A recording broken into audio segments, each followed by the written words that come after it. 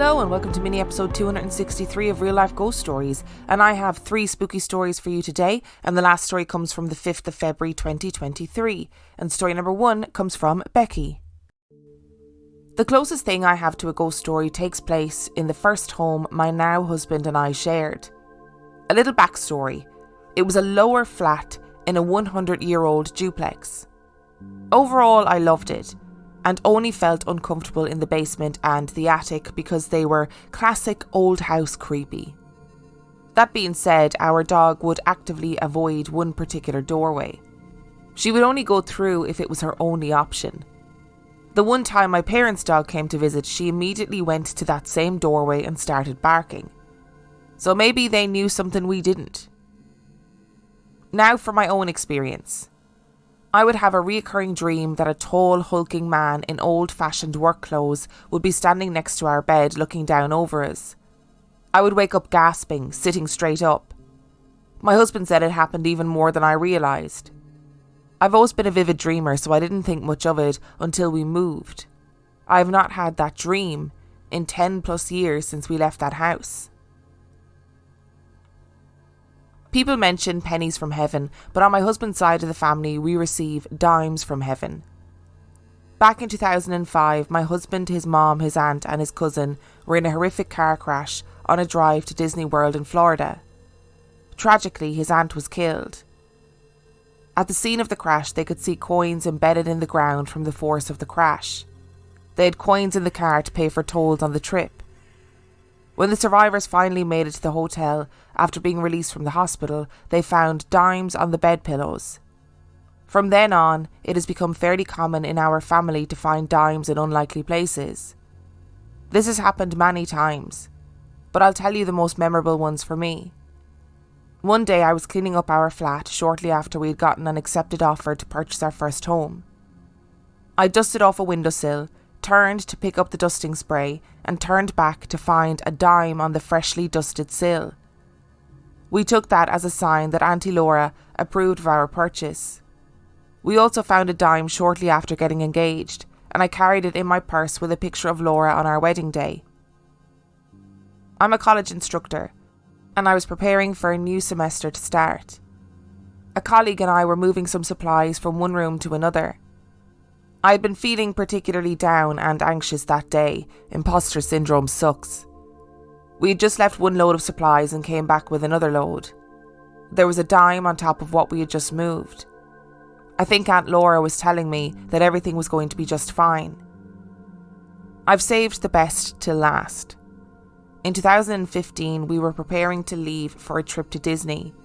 It would be the first time my husband had driven that route since the accident, so he was understandably on edge. I had bought him a fresh package of socks and just tossed it in the suitcase. The morning we were leaving, he grabbed the package from the suitcase, opened it, took out a fresh pair of socks and put them on. In the toe of one sock, a dime. Now whenever we find them, we smile, look to the heavens and say, "Hey Aunt Laura." We all know that dogs are infinitely smarter than all of us put together. That's just a fact. Dogs know things. They understand supernatural things. And we have a supernatural haunted doorway that has been confirmed by 2 dogs. So Becky, that is confirmed. Haunted doorway, dogs don't lie. And we've had so many stories over the years of people who have a really specific dream that only takes place in like a specific room in a specific house. I don't know. Is it the energy of that room that creates this certain dream? I just think it's such a weird thing to happen. Like, why would you never have that dream again and only have it in that house? Maybe for some energies or spirits, it's the only way to like communicate is by infiltrating dreams when people are most vulnerable. That seems very predatory though. And as for the dimes from heaven, I mean, what a lovely sign that your Aunt Laura is looking after you. What are the chances of finding dimes on the bed pillows in the hotels? What are the chances of cleaning a windowsill, turning around, turning back and then finding a dime? What are the chances of finding like a dime in a brand new sock? It really does sound like Aunt Laura is looking out for you guys. And just to say, as somebody who has suffered with a lot of imposter syndrome, it absolutely does suck, but it is just your brain. It's just your brain being ridiculous and telling you that you're not good enough when you absolutely are good enough. And story number 2 comes from Kat. I was desperately house hunting last year in the awful COVID housing boom. My budget was small, 1-bed houses and flats, mostly coming up in my Rightmove filter. I was surprised when a large 3-bedroom house with lots of land came up in my price range. And it is in a beautiful village that I love, Hingham in Norfolk. As soon as I looked at the photos of this house, the hairs on my arms stood up and I got weird vibes about it. It had been gutted inside, but that wasn't it, as many houses I was looking at were a bit derelict. I was so surprised by my reaction that I showed my sister and said, "Someone has been murdered there, right?" It was a particular room that gave me the vibe. My totally non-spooky sister just casually said, "Oh, have you checked it for peepers?" Confused and very surprised, I asked what on earth she meant. She says, zoom in on the windows and check for peepers. My jaw dropped here because she isn't interested in this stuff and it all frightens her, so she avoids it. I zoom in and lo and behold, there on one of the pictures is a fucking horrible peeper. When you zoom in on the upper left window, it looks like the horrible face of a woman. I was so chuffed at having found a potential spooky thing that we went to have a look around. I drove, and when we pulled up, my sister refused to get out of the car, so I went alone around the back of the house. It's on its own land and next to a field, and it felt off. The only reason I felt able to explore was because there was a farmer cutting the hedge between his field and this property's garden. I wanted to go to the back garden and see that window. There was nothing that could reflect onto that window. I'd wondered if it was the reflection of a tree, but definitely not. I took a few pictures and went back to the car. I saw nothing and felt a bit disappointed, although it had scary vibes. As we pulled away onto the main road, my sister said she saw something move in one of the upper windows at the front of the house. She was a bit spooked and I knew she wasn't lying. She told me that she couldn't get out of the car there as it felt so wrong. But she still let me go. Don't you just love sisters? I mean, me and my sister would be the same. I'd absolutely be like, yeah, you go get murdered. See if I care. Don't worry about it. I'm just going to sit here sensibly in my car. Yeah, off you go. Have a great time at the murder shack. That is indeed the beauty of house hunting. You would wonder why the house was so cheap. And then you go, is it worth it to buy a really cheap house? If I get possessed? Yeah, probably, because I'm never going to be able to afford a house like this without getting possessed at some point. I always think that gut instinct and intuition are the most important things when you are house hunting in any capacity, because sometimes places do just have a vibe. And especially if you're looking in the windows of these houses and in the Rightmove pictures and you're like, okay, well, there's a demon face. Brilliant. And now anybody listening to this story who is in the process of house hunting or will be house hunting in the future will be looking in the window for peepers. So, Kat, you have performed a very public service here. And story number 3 comes from V. I have a story I thought you would enjoy. It's a bit different, and I've not heard any quite like it. It was also a very brief event, passing so quickly but lingering in my mind ever since. Because I was so young at the time and it was pre-internet, I didn't know that it wasn't a natural phenomenon. I don't think it was a haunting, but to this day I don't know what it was except that it was not imagined and was very real. And I know that only because I was not the only witness. I was 9 or 10 years old at the time and my little brother was around 6. I liked playing in my closet at the time. It wasn't even a walk-in closet. I hung a big plastic kid's flashlight that changed colours and I set up a beanbag chair. I played pretend in my own tiny imagination studio. One stormy evening I invited my little brother, who was and is my best friend, to join me in my little clubhouse. We turned the bedroom lights off to make the closet as dark as possible so we could use the flashlight to make shadows. After a crack of thunder, we saw light through the crack in the closet door. So I opened it just a couple of inches to see out. What I saw was a ball of brilliant blue light, about the size of a basketball, drifting from the ceiling light towards the floor. I don't recall whether it went through the floor or out the window. This was in the early 90s, so memory has not held every detail, but I recall specifically that it came through the ceiling light. I remember that detail because after it passed, I gathered my senses.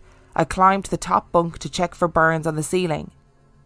I thought for sure it must have damaged something or that the light itself was from a light bulb exploding, but there was no damage. My brother had watched the entire event too. Before we left the closet, we asked what the other had seen and compared notes. We had both seen it. Like I mentioned, as a child I thought it was a natural phenomenon, something related to the storm, and I believe that is still likely. At some point in my youth I read about ball lightning, which I also assumed was a normal, known, natural event. Only in adulthood did I start looking into it and realised that big blue light balls passing through walls and emitting no heat are not normal. For a while I thought what I saw was what people call orbs, until I saw videos of the dust balls people were talking about that were not blindingly bright blue basketballs.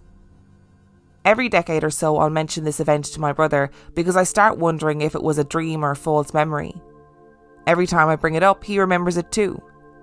We've discussed all of the ball lightning theories, and it's a fascinating phenomenon.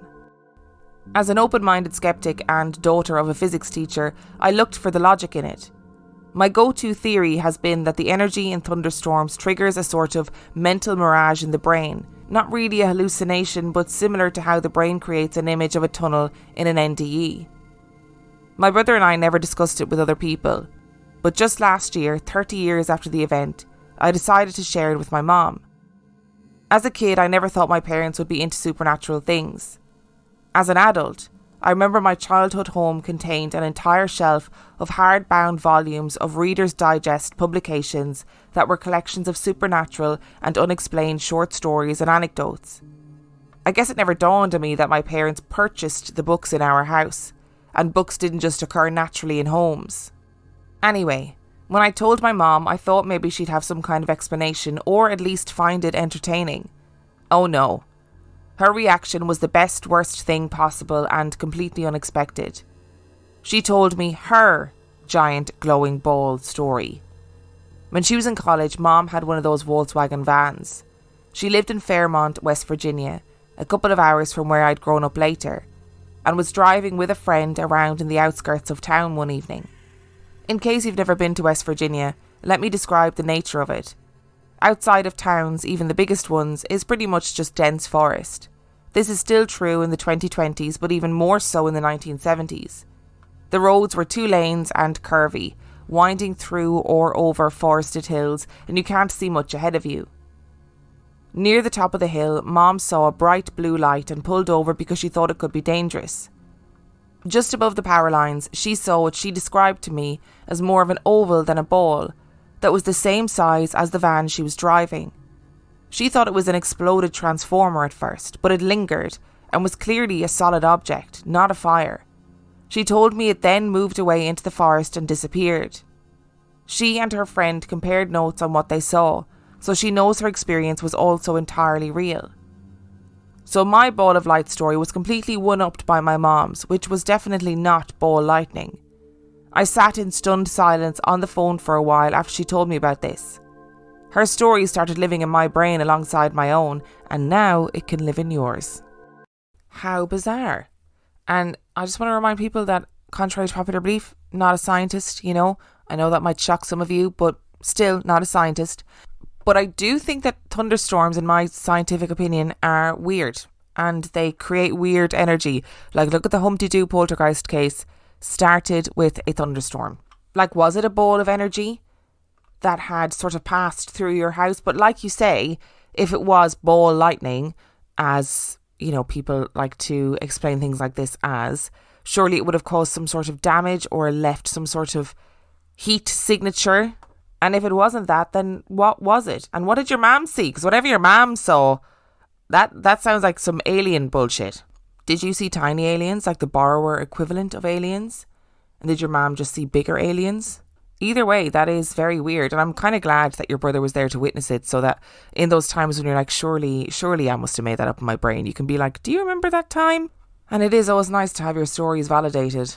And you know what really made me laugh about this story is your assertion that, like, the Reader's Digest stories of supernatural and ghostly stuff didn't just appear in your house, like your parents actually bought them. And it made me think about, like, how many things were in my house growing up that I just didn't think of my parents as buying. I was just like, oh, those just exist in our house. Kids are great.